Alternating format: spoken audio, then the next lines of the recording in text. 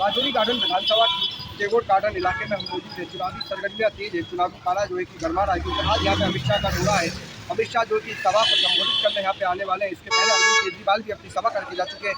भाजपा ने सरदार मजिंदर सिंह सिरसा को टिकट दिया, तो वहीं आम आदमी पार्टी ने अपनी पुरानी विधायिका धर्मवती चंदेला को मैदान में उतारा है। वहीं धर्मपाल चंदेला भी कांग्रेस से अपनी किस्मत आजमाने के लिए उतर गया। ये बात करते भी नमस्कार, क्या लग रहा है आपको, किसकी तरफ माहौल जा रहा है इस बार? माहौल तो भाई साहब देश की तरफ होना चाहिए, ना कि सेंट्रल गवर्नमेंट की तरफ होना चाहिए। जो सेंट्रल गवर्नमेंट के जो अधिकारी है, जिसमें अमित शाह है, नरेंद्र मोदी जी है, इनको जो है इस चुनाव से बाहर होना चाहिए।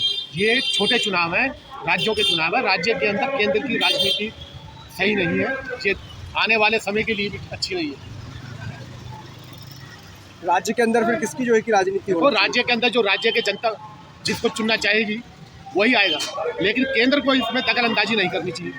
केंद्र को केंद्र के जो अपने कायदे कानून है, जो नियम है, उसके तहत चलना चाहिए। संविधान के अनुसार देश के लिए काम करना चाहिए, संविधान के अनुसार, ना कि अपने लिए और एक विशेष व्यक्ति या विशेष जाति समुदाय के लिए काम करना, ये जो है ठीक नहीं है। ऐसे व्यक्ति अगर जो भी कोई है, उसको जो है राजनीति से बाहर कर देना चाहिए। उससे ना तो प्रचार करवाया जाए सत्ता गवर्नमेंट से या विपक्ष, दोनों के लिए ये ठीक नहीं है, क्योंकि ये जनता के हितों के लिए नहीं काम कर रहे। जनता के हित के लिए तभी काम होगा जब वो संविधान के अनुसार चले।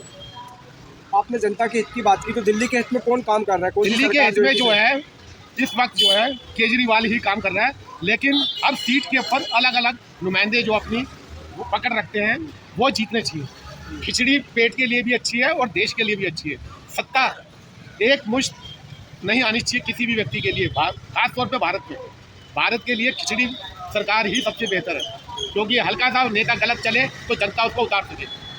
जिसको भी आप सत्ता पूर्ण बहुमत से दोगे तो वो काम नहीं करेगा, वो तानाशाही करेगा, चाहे वो केंद्र की सरकार है चाहे राज्य की सरकार है। अच्छा, यहाँ पे दिल्ली के कौन से लोकल मुद्दे होने वाले हैं जिसको लेकर जो है कि लोग मतदान करेंगे, या खासकर आप मतदान करेंगे? मैं तो इस वक्त चाहता हूँ कि इस बार जो है ना चुनाव आयोग को हराया जाए।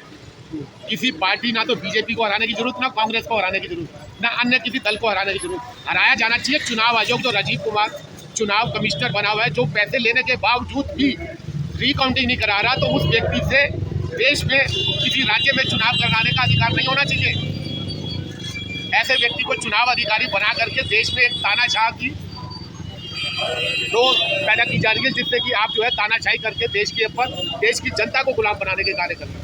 अच्छा, जो ईवीएम पे आरोप लगते हैं कि ईवीएम के आरोप की बात नहीं है, बात है सारा खेल जो है, जो चुनाव है, चुनाव के अंदर जो वोटिंग हुई, रात में 5 बजे के बाद जो व्यक्ति अंदर रह जाते हैं, उसको एक पर्ची दी जाती है कि भाई वो 100 आदमी है, 50 आदमी है, 75 आदमी है, 150 आदमी, पीछे से नंबर चालू होता है, 1 number, 2 number, 3 number, 4 number, 5 number, ऐसे अगर 200 व्यक्ति हैं तो 200 पर्चियाँ एक बूथ पे दी जाती है, उदाहरण के तौर पे। और पूरे राज्य में जब जितने भी बूथों के ऊपर ये पर्ची दी गई, उन पर्चियों का मिलान ये जो चुनाव आयोग इस वक्त बैठा है, जिसका नाम है राजीव कुमार, वो नहीं दे रहा और देश की जनता को गुमराह कर रहा है, चीफ जस्टिस ऑफ इंडिया को गुमराह कर रहा है।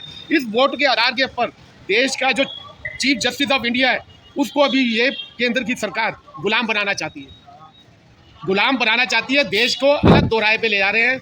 ये हालात बिगाड़ देंगे।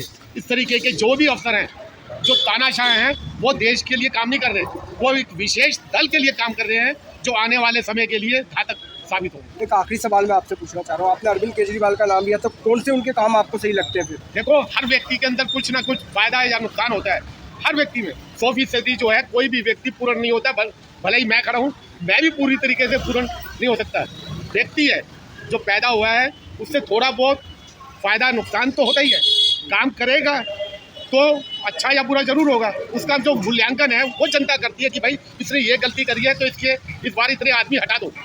जैसे 400 पार का नारा था तो 240 पे ला करके रोक दिया गया, उनको भी सबक सिखा दिया, तो इसको भी ऐसी जगह पर ला के रोका जाए जिससे कि तानाशाही ना हो सके। जैसे कि एक शराब का कांड था, पूरी गली गली के अंदर जो है ना शराब बट रही थी, और शराब वो थी जो नकली थी। शराब घोटाले की बात नहीं कर रहा मैं शराब जो कंपनियों से निकल करके आ रही थी वो नकली थी, एक के साथ एक फ्री दी गई। अरे मेरे जैसे आदमी को 1 किलो दूध लेने जा रहा हूँ, तो 1 किलो दूध देता है तो मैं देश के काम करता, देश को मजबूती की ओर लेके जाता। इसने क्या किया, लोगों को कमजोर किया, देश की आंखें कमजोर कर दी। ठीक है, देश के ऊपर ज़्यादा से ज़्यादा पैसे का बोझ डाला गया। शराब कितने की थी? 500 रुपये की, और डॉक्टर का इलाज 5 लाख रुपये का। तो वो 50 रुपए की शराब या 500 रुपए की शराब 5 लाख रुपए में परिवर्तित होगी। ये सोचना चाहिए कि ये कर क्या रहे हैं। ऐसे जो व्यक्ति हैं उनको सभी को सबक सिखाया जाना चाहिए, चाहे वो केंद्र के अंदर बैठे हैं चाहे वो राज्य में बैठे हैं। हम कई सारे लोगों को कवर करते हैं, पर उसमें से कुछ चुनिंदा होते हैं जो इस तरह की बात कह जाते हैं। बड़ी गहरी बात है, सोचिएगा जरूर। कैमरा पर्सन दिव्यांशु पटेल के साथ प्रतीक चाचा की रिपोर्ट।